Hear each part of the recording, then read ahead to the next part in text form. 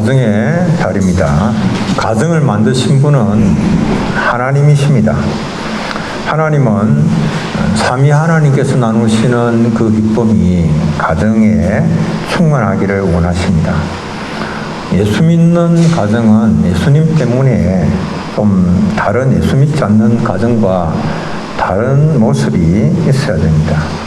예수 믿는 가정은 예수님 때문에 가정에 찬양이 끊이지 않고 가족 간에 사랑이 넘치고 기쁨의 웃음소리가 담을 넘어가야 됩니다.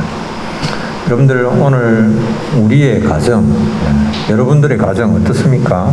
예수 믿는 가정이기 때문에 예수 믿지 않는 다른 가정들과 좀 다른 모습이 보이고 있습니까? 코로나19가 덮친 2020년 한 해를 대표하는 사자성어가 보니까 정막강산이었습니다. 아주 잘 표현을 한 것 같습니다. 앞일을 내다볼 수 없을 정도로 정말 캄캄하고 답답한 막막한 그런 시간을 보냈습니다. 여전히 코로나19는 미세를 떨치고 있습니다. 지금 가정의 달 5를 만나서 우리가 우리 가정을 돌아볼 때에 우리 가정 모습은 어떻습니까? 혹시 대화가 단절되어져 있는 그런 모습은 아닙니까? 기쁨을 잃고 가정이 정막강산 같은 그런 모습은 아닌지 돌아보게 됩니다. 행여 하루가 멀다 하고 싸우고 다투고 있지는 않습니까? 궁궐 같은 그런 집에서 살고 끼니 때마다 산의 진미를 먹는다고 하더라도 가족 간에 싸우고 다투는 가정은 지옥이나 별 다를 바가 없습니다. 잠언 25장 24절은 이렇게 말합니다. 싸우는 여인, 다투는 여인과 함께 큰 집에서 사는 것보다 움막에서 혼자 사는 것이 낫다. 이렇게 말씀을 합니다. 오늘 우리가 예수 믿는 가정임에도 불구하고 좀 사랑의 열매가 풍성해야 되는데 열매가 적다면 도대체 무엇이 문제인가? 왜 우리의 가정에 기쁨이 충만하지 못하고 왜 우리의 가정에 사랑의 열매가 제대로 맺히지 않고 있는가? 예수님께 붙어 있지 않는 것은 아닌데 예수 믿지 않는 것은 아닌데 열매가 부족하다면 왜 그런가 문제를 우리가 원인을 진단을 해봐야 됩니다. 좀 전지 작업이 필요합니다. 좀 많은 것들이 지금 막 붙어 있습니다. 요한복음 15장 2절은 이런 말씀이 있습니다. 물은 내게 붙어 있어 열매를 맺지 아니하는 가지는 아버지께서 그것을 제거해 버리시고 물은 열매를 맺는 가지는 더 열매를 맺게 하려 하여 그것을 깨끗하게 하시느니라. 열매를 더 맺게 하기 위해서는 깨끗하게 하는 전지 작업이 이루어져야 된다. 무엇을 전지할 것인가, 무엇을 제거할 것인가. 불필요한 것들이 많이 가지가 많이 달려 있고 잎사귀 이런 것들이 불필요한 것들이 많이 달려 있으면 맺어야 될 그 열매가 제대로 못 맺습니다. 그 열매가 충실하지 못하게 되는 것입니다. 그래서 우리는 붙잡아야 할 것과 버려야 할 것이 무엇인가 하는 것을 생각을 해야 됩니다. 우리가 붙잡아야 할 것은 성령의 소욕입니다. 성령의 소원을 우리가 붙잡아야 되고 그리고 우리가 버려야 할 것은 육체의 소욕입니다. 육체의 소원들은 버려야 하는 것입니다. 열매가 없는 것은 우리 속에 잘라내어 버려야 할 그런 육체의 소원들을 잔뜩 품고 있기 때문에 열매가 없습니다. 우리 속에 잘라내어야 할 육체의 소원들이 무엇인가? 성경은 음행, 더러운 것, 호색, 우상숭배, 주술, 원수 맺는 것, 분쟁, 시기, 분냄, 당짓는 것, 분열, 이단, 투기, 방탕, 술취함 이런 것들을 말씀합니다. 이런 것을 제거해야 내 속에 이런 것들을 제거를 해야 성령의 열매가 나타나게 됩니다. 기쁨의 열매가 나타나게 됩니다. 사랑의 열매가 나타나게 됩니다. 이런 기쁨이 충만한 가정 되기 위해서는 이런 것들로 인해서 나타나는 원망과 불평을 우리가 제거해야 됩니다. 우리 가정에 원망과 불평을 제거하는 일들을 해야 됩니다. 가정에서 우리가 원망하고 불평하는 사람들은 대상이 누굽니까? 우리가 누구에게 대해서 원망하고 불평을 합니까? 우리를 위해서 정말 수고하고 애쓰는 사람들입니다. 그들을 향하여서 원망하고 불평하는 경우들이 참 많습니다. 자신과 아무런 상관이 없는 사람에게 원망하고 불평하는 것을 본 적이 있습니까? 그런 사람은 없습니다. 원망하고 불평하는 대상은 주로 부모입니다. 그리고 형제, 자매들이고 배우자입니다. 배우자. 나를 위해서 수고를 많이 한 사람들입니다. 나를 위해서 희생했고 헌신한 사람들입니다. 그런데 그들의 수고는 전혀 생각하지 않고 자꾸만 원망하고 불평합니다. 교회에서도 여러분들 원망의 대상이 누구겠습니까? 교회에서는 주로 이제 목회자가 원망의 대상입니다. 목회자가 하는 일이 무엇입니까? 교인들의 영혼을 위해서 기도하고 말씀으로 그들을 섬기고 자신이 다 하나님 앞에서 회개해야 할 것처럼 생각하면서 이제 사람들을 돌보는, 성도들을 돌보는 일을 하는 사람입니다. 수고를 많이 하지만 그러나 원망을 합니다. 우리가 어떤 사람인가라고 하는 것을 제대로 알기만 하면 이런 원망과 불평이 내 자신에게 내가 해야 할 것이 아니다, 내게 합당하지 않다라고 하는 것을 분명히 알게 됩니다. 원망과 불평하는 일은 참 부끄러운 일입니다. 우리가 누굽니까? 우리는 장차 만물을 통치하고 다스리며 왕노릇할 자들입니다. 여러분들 믿습니까? 우리는 장차 왕노릇할 자들입니다. 만물을 통치하고 다스릴 자들입니다. 요한계시록 22장 5절 우리가 함께 한번 읽겠습니다. 다시 밤이 없겠고 등불과 햇빛이 쓸데없으니 이는 주 하나님이 그들에게 빛이심이라. 그들이 세세토록 왕노릇하리로다. 아멘. 이 세세토록 왕노를 하는 사람들이 성도들입니다. 하나님 나라에 들어가는 사람들. 우리는 하나님의 사랑으로 인하여서 정말 존귀한 자들이 되었습니다.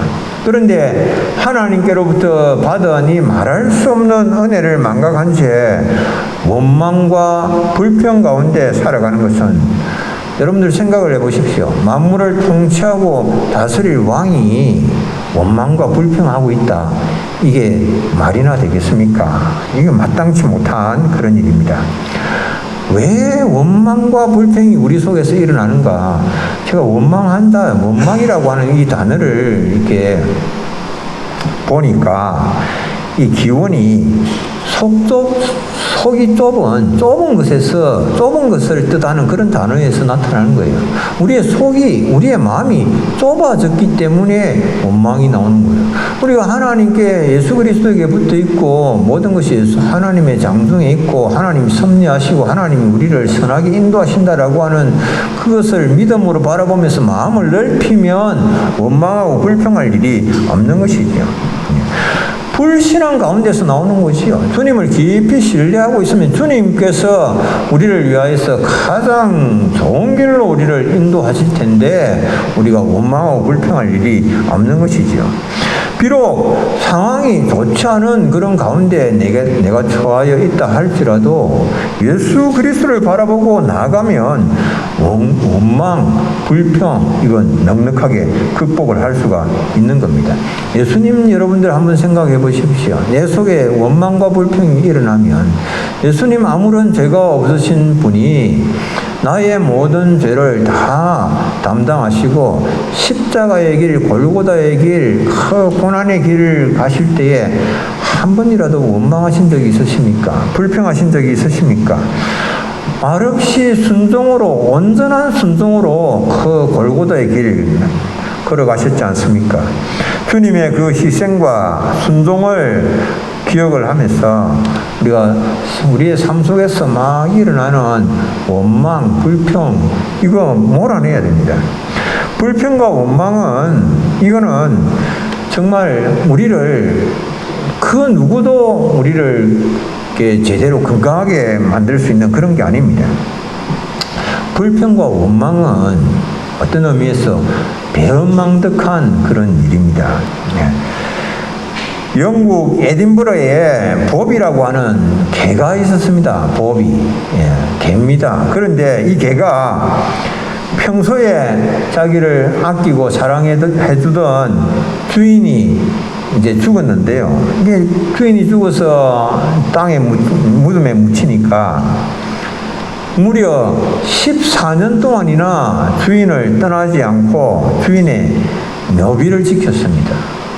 그리고 인근 카페에서 사람들이 먹다가 버린 그런 음식으로 이 끼니를 때우면서 추운 겨울에도 주인의 묘비 곁을 떠나지 않았습니다. 그런데 이 14년이나 그렇게 있다가 어느 날 주인의 묘비 곁에 그냥 머리를 기댄 채 꽁꽁 얼어 죽고 말았습니다. 여러분들 14년, 개 수명이 평균 지금 얼마인지 아십니까? 15년입니다. 15년. 그러니까 1, 2년 잠깐 주인의 사랑을 받았는데 그 주인의 사랑을 잊지를 못해서 개가 14년 동안 그 주인의 그 곁을 떠나지 않고 그것을 지키다가 그래서 그곳에서 죽은 거예요. 주인의 사랑을 기억을 하면서 마지막까지 그 곁을 떠나지 아니하였다라고 하는 겁니다. 여러분들 우리가 이 장차 만물을 통치하고 다스릴 왕들인데 왕들이 자기 곁에서 자기를 위하여서 수고하는 사람에게 원망과 불평한다. 여러분들 이거 합당하지 못합니다. 배은망덕합니다. 법이라고 하는 개도 그렇게 하지 않고 그 주인의 은혜와 사랑을 기억하면서 14년 동안이나 한결같이 주인의 묘지 곁을 지켰다라고 하는 겁니다. 그 원망과 불평은 또 어떤 면에서 보면 아주 무책임한 그런 것입니다. 원망과 불평을 그냥 아무런 생각 없이 막 내뱉는데요. 그런데 좀 시간이 지나서 돌아보면 이게 참 무책임한 그런 말입니다. 원망한 거, 불평한 거 너무너무 무책임한 그런 말이에요. 어느 목사님이 불평록이다, 불평록. 불평록이라고 하는 그런 노트를 하나 딱 준비해서 가지고 있었습니다. 그래서 교인들이 목사님을 찾아와서 원망하고 불평하면은 그 교인을 향하여서 이렇게 이야기합니다. 불평록을 딱 꺼내놓고는, 자, 집사님, 제가 이 불평록에 지금 집사님이 이야기하는 것을 다 적어서 그래서 그것이 제대로 시정이 되도록 그렇게 조치를 취하겠습니다. 또 지시를 하겠습니다. 제가 적겠습니다. 부르시고 그리고 이 끝에 집사님이 여기에서 사인만 서명만 해 주십시오. 그러면 집사님이 불평하고 원망한 것들이 다 시정이 되도록 조치를 취하겠습니다. 그렇게 이야기를 한 거예요. 그런데 불평하기 위해서 찾아왔던 사람들 가운데서 한 사람도 그 말을 듣고는 불평을 늘어놓는 사람이 아무도 없었습니다. 당황한 채 돌아갔습니다. 사람들은 별 것도 아닌 사소한 일에 대하여서 자꾸 불평하고 원망은 하지만 그러나 그 불평에 대하여서 책임은 지지 않습니다. 가정에서 그렇습니다. 막 불평을 늘어놓습니다. 원망을 늘어놓습니다. 그러나 무책임한 그런 말들인 것을 볼 수가 있죠. 책임질 수도 없는 말들을 무분별하게 하고 내뱉는 것은 왕으로서 부끄러운 그런 일입니다. 만물을 통치할 왕으로서 부끄러운 일이지요. 그럼에도 불구하고 우리가 왜 그러면 자꾸 불평과 원망에 빠지게 되는가? 여러분들 한번 빠졌다 하면은 헤어나기가 어렵습니다. 이 불평과 원망은 희한한 마력을 가지고 있습니다. 사람들이 여러분들 경험해 보셨죠? 다 경험해 보셨죠? 불평하고 원망을 한번 일단 내 입에서 내뱉기 시작하고 그걸 시작을 하면은 점점 더 깊이 빠져들어가요. 점점 더 자꾸 불평하고 원망합니다. 그런데 그 불평과 원망이 문제 해결에 도움이 되는가? 전혀 도움이 되지 않습니다. 불평과 원망을 좀 하면 스트레스가 해소가 되는가? 전혀 해소가 되지 않습니다. 오히려 더 막 스트레스가 불평과 원망을 하면 내 자신이 불평과 원망을 하면 내 자신의 스트레스가 극도로 그냥 올라가게 스트레스 지수가 최고조로 치솟아 올라갑니다. 그 불평과 원망을 듣는 상대방은 어떻겠습니까? 그 상대방도 마찬가지로 스트레스 지수가 막 올라갑니다. 그래서 서로 막 올라가서 최고조에서 폭발을 하게 되는 것이죠. 상황이 개선이 되는 것이 아니라 불평과 원망을 늘어놓으면 파국으로 치닫게 되는 겁니다.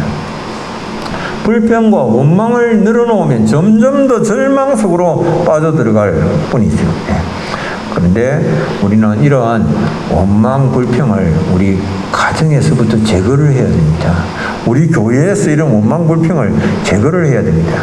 마지막이 가까움을 우리가 볼수록 보면서 불평과 원망이 아니라 하나님의 이 약속의 말씀을 붙잡아야 됩니다.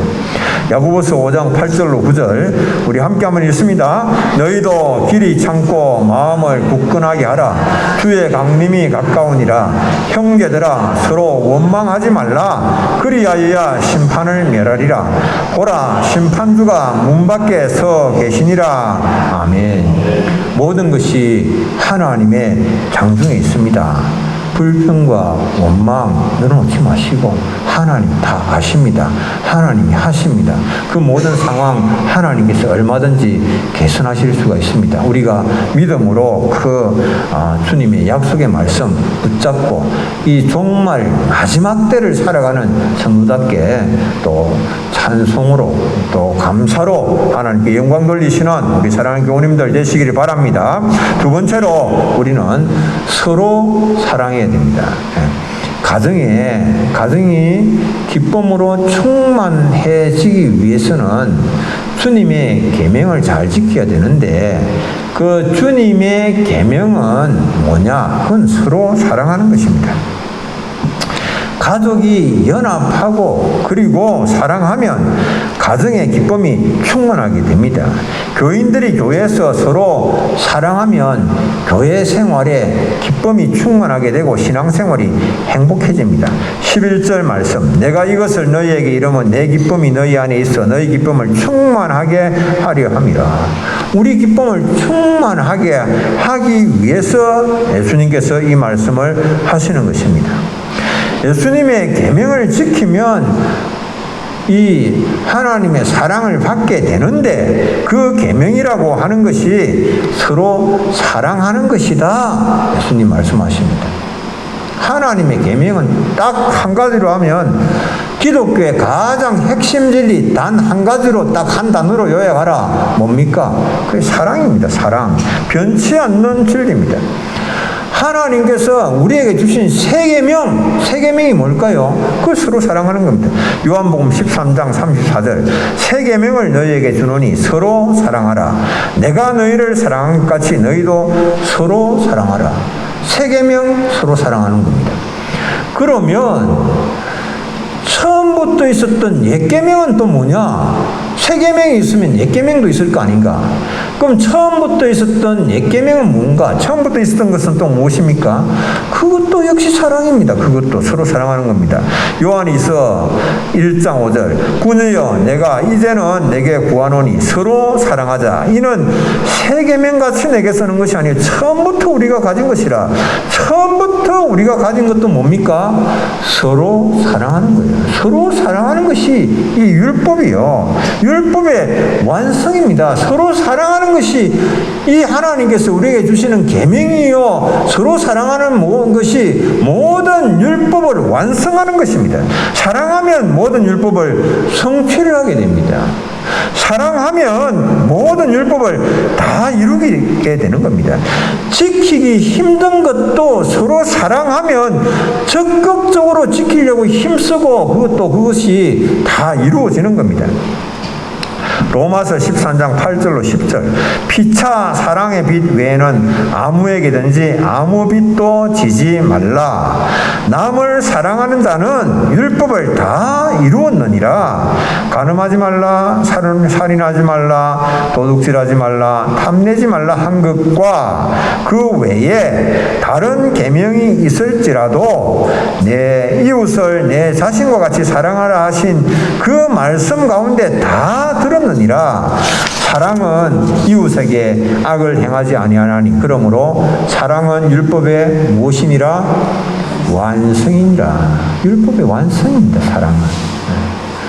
사랑하면 모든 율법들이 다 자동적으로 그냥 다 지켜지는 그런 일이죠. 사랑은 기독교의 핵심 진리이고 율법의 완성이고 그리고 사랑하면 가정의 기쁨이 충만하게 되는 것입니다. 이때 충만하게 되는 그런 기쁨은 참된 기쁨이고 영원한 기쁨이지요. 부를 획득함으로 얻게 되는 그런 기쁨 영원하지 않습니다. 명예와 지위를 얻게 됨으로 누리는 기쁨 그런 것 참된 기쁨이 되지 못합니다. 아침 안개와 같고 풀잎의 이슬과 같이 희 사라지는 것입니다. 그런데 주님은 우리가 서로 사랑하면 참된 기쁨을 우리의 삶에 채워주시겠다라고 말씀합니다. 사랑하면 주님의 기쁨을 채워주신다 이렇게 약속을 하시지만 우리는 또 반론을 제기를 합니다. 아니 그 사랑이 내가 사랑하고 싶다고 해서 사랑이 되는 것도 아니고 사랑이 마음이 올라와야 사랑하지. 저 인간이 맨날 저 따위로 하고 있는데 내가 어떻게 사랑하냐 이렇게 이제 내 마음이 안 생기니까 내가 사랑할 마음이 안 생기니까 어떻게 할 수가 없다. 자기 마음을 탓합니다. 여러분들 마음이 일어나서 사랑하는 거 그거 맞습니다. 마음이 정말 중요합니다. 마음이 인생의 원천인 거 맞습니다. 그러나 우리가 마음을 고치는 일에 최우선을 두어야 하지만 마음을 고치는 그 일은 참 시간이 오래 걸립니다. 오래 걸립니다. 그것은 내가 평생을 두고 마음 고치는 일을 해야 되는 내가 죽기 직전까지 마음 고치는 일을 해야 됩니다. 시간이 걸립니다. 그런데 하나님은 우리에게 자유의지와 자유로 선택할 수 있는 선택권을 하나님께서 우리에게 주셨습니다. 그래서 계명, 하나님께서 우리에게 주신 계명을 내가 지킬 수도 있고 지킴으로 예수님 안에 거할 수도 있고 지키지 않음으로 예수님 안에 거하지 않을 수도 있는 겁니다. 그래서 성경은 우리에게 이것을 하라라고 하는 겁니다. 열매를 맺기 위해서 지금 당장 하나님의 말씀에 순종하는 그런 태도를 취하라라고 하는 겁니다.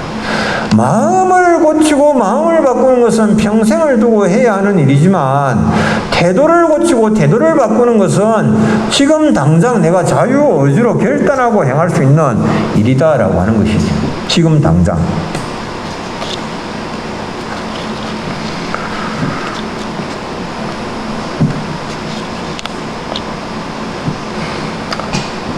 지금 당장 우리는 주님께서 말씀을 하시기 때문에 말과 우리의 표정과 우리의 행동으로 다른 사람을 사랑하는 태도를 취할 수 있습니다. 여러분의 눈으로 다른 사람을 무시하는 그런 것이 아니라 존중하는 그런 마음을 나타내 태도를 취할 수가 있는 것입니다. 말을 따뜻하고 부드럽게 할 수가 있습니다. 행동을 예의 바르게 아직까지 내 마음에서 그를 사랑하는 그런 마음은 일어나지 아니하였다 할지라도 그러나 그렇게 행하는 겁니다. 예의 바르게 반듯하게 그를 배려하면서 행동하고 그리고 아직 내가 그를 사랑하는 마음이 일어나지 아니하였다 할지라도 여러분들 지갑을 여는 겁니다. 지갑을 열면요 지갑을 열면 그것을 통하여서 그것이 다르게 나의 사랑을 표현하고자 하는 그 사랑이 전달되고 또 내 마음도 거기에 따라가는 것을 보게 되는 것입니다. 예수님께서 이렇게 말씀을 하십니다. 마태복음 15장 9절로 10절이죠. 아버지께서 나를 사랑하신 것 같이 나도 너희를 사랑하였으니 나의 사랑 안에 거하라. 내가 아버지의 계명을 지켜 그의 사랑 안에 거하는 것 같이 너희도 내 계명을 지키면 내 사랑 안에 거하리라. 네, 이렇게 말씀을 하십니다. 우리가 계명을 지키면 아버지의 사랑 안에 거할 수가 있습니다. 안식일에 예수님께서 회당에서 가르치셨습니다. 오른손 마른 사람이 예수님께 나왔습니다. 이 당시에 오른손 마른 사람이다라고 성경이 표현을 하고 있는 것은 그 당시는 손으로 일해서 먹고 사는 그런 때 아닙니까? 오른손잡이들인데 오른손이 말랐다라고 하는 것은 생계가 굉장히 곤란하고 살아가는 것이 굉장히 힘들고 어렵다라고 하는 그런 말입니다. 치명적인 문제를 가졌다라고 하는 말입니다. 그런데 이제 서기관과 바리새인들이 그때가 안식일이기 때문에 예수님을 고발할 그런 증거를 찾기 위해서 예수님께서 안식일에 병을 고치는가 안 고치는가 한번 보자 해서 이제 숨어서 딱 엿보고 있는 그런 때입니다. 예수님께서 오른손 마른 사람을 세우셨습니다. 그리고는 이렇게 말씀을 하십니다. 안식일에 선을 행하는 것과 악을 행하는 것, 생명을 구하는 것과 죽이는 것, 어느 것이 옳으냐. 그리고 물으시고는 오른손 마른 자 치유를 하십니다. 누가복음 6장 10절 무리를 둘러보시고 그 사람에게 이르시되 네 손을 내밀라 하시니 그가 그리함에 그 손이 회복된지라. 예수님께서 손을 내밀라라고 하셨을 때에 오른손 마른 자가 어떻게 했습니까? 어떻게 했습니까? 그리했습니다. 네. 네 손을 내밀라. 내가 손이 말랐는데 무슨 손을 내밀며 지금 안식일에 이런 일들을 지금 하면은 지금 다 엿보고 있는데 어떻게 이런 일을 할 것이며 이렇게 하지 않고 내밀라고 예수님께서 말씀을 하실 때에 손을 내밀었습니다. 두려운 일이지만 그런 일들은 일어나기 힘든 그런 일이지만은 그리스도의 말씀대로 뭐였습니까? 손을 내밀었습니다. 그리스도의 말씀대로 손을 내밀 때 어떻게 됐습니까? 그 손이 회복된 겁니다. 태도를 고치면 치료가 일어나고 결국 마음도 고쳐지는 것입니다. 이 요한복음 15장은 요한복음 14장에서 16장까지 이어지는 이 성령론 가운데 나타나는 장입니다. 이 성령론입니다. 요한복음 15장은 성령론에 대해서 말씀하고 있습니다. 이 15장은 우리가 어떻게 하면 사랑의 열매를 맺게 될 것인가 라고 하는 것을 말씀합니다. 어떻게 하면 될까요? 그리스도에게 붙어 있으면 사랑의 열매를 맺게 된다라고 말씀을 합니다. 사랑의 열매를 맺기 위해서는 그러니까 우리가 늘 예수 그리스도와 교제하고 동행을 해야 됩니다. 말씀으로 동행하고 말씀으로 그리스도와 교제를 해야만 하는 겁니다. 서로 사랑하라는 명령에 순종하여서 사랑의 마음이 일어나지 않을 때라도 내 마음속에 내 속에 아직까지 사랑의 마음이 일어나지 아니하였지만은 그러나 주님의 말씀에 순종하여서 용서하고 사랑하면은 기적이 일어나는 겁니다. 원수를 사랑하는 것처럼 행동을 하면 원수를 사랑하는 마음이 그 속에서 일어나는 겁니다. C.S. 루이스라고 하는 이 기독교 사상가는 이렇게 이야기를 합니다. 사랑하는 것처럼 행동하라. 사랑하는 것처럼 행동하라. 명언입니다.